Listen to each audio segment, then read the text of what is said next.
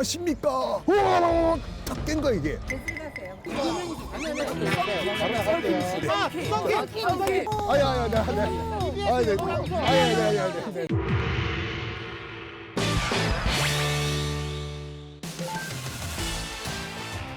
네, 여러분 안녕하십니까. 아는 만큼 보인다고. 오늘 저 썬킹 가이드와 여러분이 여행할 곳이 바로 길 건너편에 있는 동묘예요.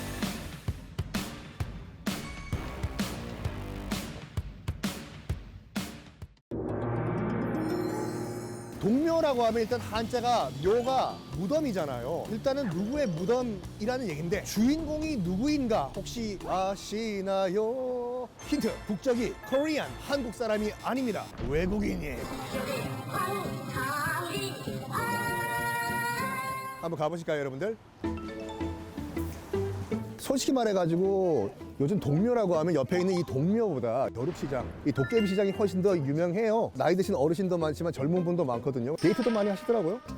그거 궁금하지 않았어요? 하필이면 왜 여기 벼룩시장이 생겼는지? 원래는 여기가 다 미나리 밭이었어요. 미나리 밭이었다가 이제 한국전쟁 터진 다음에 요 조금 밑으로 내려가면 청계천이거든요. 청계천 주변에 이제 주인이 애매모호한 땅들이 있었던 것이죠. 북한에서 내려온 이제 피난민들이 여기에 하나 둘씩 정착을 한 거예요. 동묘부터 청계천까지.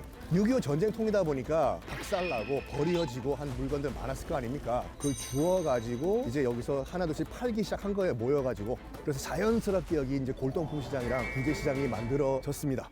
여기서 혹시 옷 사시는 분들은 두 가지를 기억하시면 돼요. 옷걸이에 걸려 있는 거는 눈물에 사장님이 미쳤어 해서 떼온 거라고 보시면 되고, 바닥에 쫙 깔아놓고 이제 옷을 파는 곳이 있거든요. 그거는 톤 단위로 그냥 옷 수거하면서 갖고 와서 파는 거라고 보시면 됩니다. 근데 여기도 시장이다 보니까 이제 식당들이 많아요. 솔직히 이제 먹고 살자고 하는 건데, 이왕 음식 얘기 나온 김에 피디님, 가서 닭 한 마리 하나 먹고 하면 안 돼요? 가시죠 먹으러.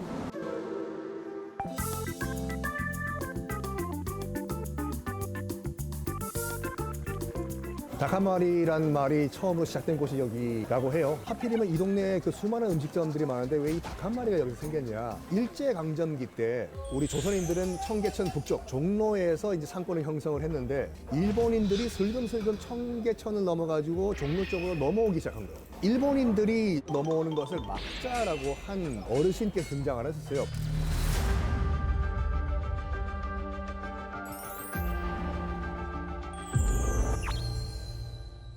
이제 원단 같은 걸 팔다 보니까 자연스럽게 거기서 옷 공장도 생기고, 그러다 보니까 자연스럽게 이 동대문과 동묘 이 부근이 의류의 메카가 돼버린 거네. 근데 마침 또 이 옆에 서울 시외버스 터미널이 여기 있었어요. 이게 딱 맞아떨어진 거예요. 그래서 이제 쭉 지방에서 올라오신 분들이 그 원단과 옷을 떼가지고, 마침 앞이 또 고속버스 터미널이니까 거기서 이제 싣고 바리바리 싣고 지방으로 떠나기 전에 이제 금강산도 식후경이라고 이제 먹고 떠나야 될 거 아니에요. 그러니까 원래는 여기가 칼국수 집들이 있었대요. 근데 칼국수만 먹기 뭔가 허전하잖아. 이모님, 닭고기 좀 더 넣어주세요. 저희 말고요. 근데 어떤 부위 넣어드릴까요? 바쁘니까 닭 한 마리 다 넣어주시라고 해서 시작한 것이 이제 이 닭 한 마리의 유래다. 네. 하도 저희가 지금 식사를 안 하니까 겨자를 이렇게 뿌려 있으시고요. 예. 감사합니다. 네. 술 안 먹고 닭만 먹는 건 처음이에요, 여기. 자, 동묘 정문에 왔습니다. 동묘공원이라고 써 있죠. 누가 주인공인지 제가 한번 설명드릴게요. 갑시다. 동묘, 누구의 묘일까? 자, 일단은 입장료가 없습니다. 여기서 중요한 거 적어 보십시오. 이 하마비라고 해요, 이게요. 이 하마가 아니라 정문 앞에 이제 하마비가 있으면 말 그대로 말 타고 와서 말 여기 내리고 걸어 들어가야 돼요. 그러면 이 안에 있는 사람이 무슨 왕이야. 저기가 이제 중앙 건물이죠. 자, 이제 저 안에 이제 주인공이 있는데 누굴까? 번쩍번쩍 빛나시는 분이지요. 자, 저기 계신 분이 삼국지에 관우예요, 관우. 청룡 언월도를 휘 흔드는 관우입니다. 묘라고 하셨는데 여기가 그럼 무덤인 거예요? 아니요, 그게 많은 분들이 이제 약간 오해를 하시는 건데, 그 묘란 한자가 진짜 무덤의 뜻도 있고, 그 우리가 신주단지라고 하잖아요. 신주 또는 위패를 모시는 사당도 묘라고 해요. 관우의 시신이 여기 있는 건 아니죠. 근데 관우도 왕이라고 하나요? 중국 같은 경우에는 황제로 초항을 합니다. 거의 신급으로 초항해요. 야, 나 좀 추앙해. 근데 왜 우리나라에 있어요? 생뚱맞게 왜 서울 한복판에 여기 총나라 때 장수인 관우를 신으로 모시고 있냐. 1592년에 임진왜란이 터집니다. 20일 만에 수도 한양 점령당해요. 당연히 SOS를 쳤어요, 선조가. 당시 명나라 황제가 이제 만력제라는 황제였는데 중국 5천년 역사 가운데서 유일하게 30년 동안 파업을 한 황제예요. 아예 국사를 놔버렸어요, 30년 동안. 30년 동안 파업을 하다가 7년 동안만 딱 정사를 봐요. 그 7년이 딱 언제였냐? 임진왜란 7년 기간이에요. 왜 그때만 그 이유가 있어요. 만력제가 하루는 꿈을 꿨어요. 꿈속에서 관우가 나타난 거예요. 형님 뭐 하십니까? 형님은 원래 전생에 유비셨습니다. 그리고 조선에 있는 왕 선조는 장비였습니다. 지금 장비가 저렇게 당하고 있는데 형님께서는 뭐 하십니까? 유비 형님! 탁 깬 거야 이게. 내가 유비구만. 지금 장비가 당하고 있다고 하니까 도와줘야지. 문 열고 누구십니까? 나 니네 황제야. 야 황제야! 내가 어젯밤 꿈 꿨는데 관우가 나타나가지고 지금 장비 도와주라고 해. 너희들 가서 도와줘. 해서 참전을 한 거예요. 그렇다고 해서 명나라 장군들과 신하들도 바보가 아니잖아요. 황제가 가라고 한다.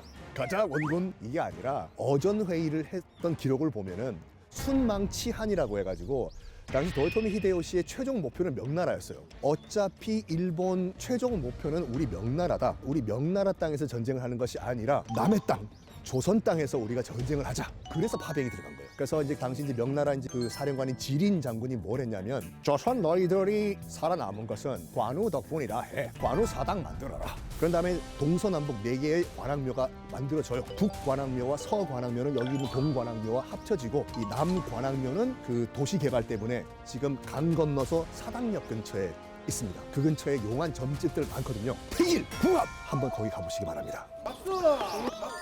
예! 감사합니다. 네. 괜찮죠? 이걸 업을 해야 돼, 내가. 이거. 잘했어, 이거. 셋. 일단은 건물 자체는 딱 봤을 때 우리 조선 건축 양식이죠. 관우를 모신 사당이라고 하면 뭔가 중국스러운 게 있어야 될 것인데 조선시대 때 건물과 별 차이가 없잖아요. 따라오시죠. 짜잔! 벽돌. 벽돌이 뭐 어떡하라고. 박지원 선생이 쓴 이 열하일기라는 책이 있어요. 중국을 가니까 모든 건물들이 이게 규격화되어 있는 벽돌로 건물을 만들었다. 그래서 이걸 딱 봤을 때 이건 중국풍 건물이구나 라는 걸 우리가 볼 수가 있죠. 근데 꼭 중국 스타일로 지은 이유가 있어. 그때 중국 명나라에서 와가지고 많이 그 코치를 했다고 해요. 어차피 자기네 나라 신을 모시는 사당이기 때문에 이런 식으로 지어라 라고 해서 남은 흔적이 이거가 되는 거죠. 지금 남아있는 중국풍은 이 벽 하나밖에 없어요. 곱추 아니에요? 곱추라고 하던데. 네, 다리가 한쪽이 짧아요, 이렇게. 누가 곱추라는 거예요? 네? 만력제가 허리가 약간 굽었고 다리가 한쪽이 짧아가지고 이 걷기가 힘들어서 항상 누워 있었다고. 네. 네. 나 가이드 해야 되겠다, 아무리 봐도. 네. 저거는 뭐예요? 이건 설명이 없네요. 네. 그렇게 중요한 부분 아니야. 그러니까 네. 자, 이래가지고 동묘 투어도 이제 마무리를 좀 할까 합니다. 동묘 그냥 옷만 사고 가지 마시고 이거 약간 자랑 좀 해보세요. 친구들한테. 야, 여기가 동묘가 주인이 누군지 아냐고. 여기가 무덤일까 사당일까. 하하. 여러분들 우정 더욱더 돈독해질 거예요. 걔가 몰랐던 비하인드 스토리가 숨어있는 그런 장소들 아는 만큼 보인다고. 와 함께 쫙쫙 한번 가봅시다. 자, 오늘 여기서 마무리 투어 끝.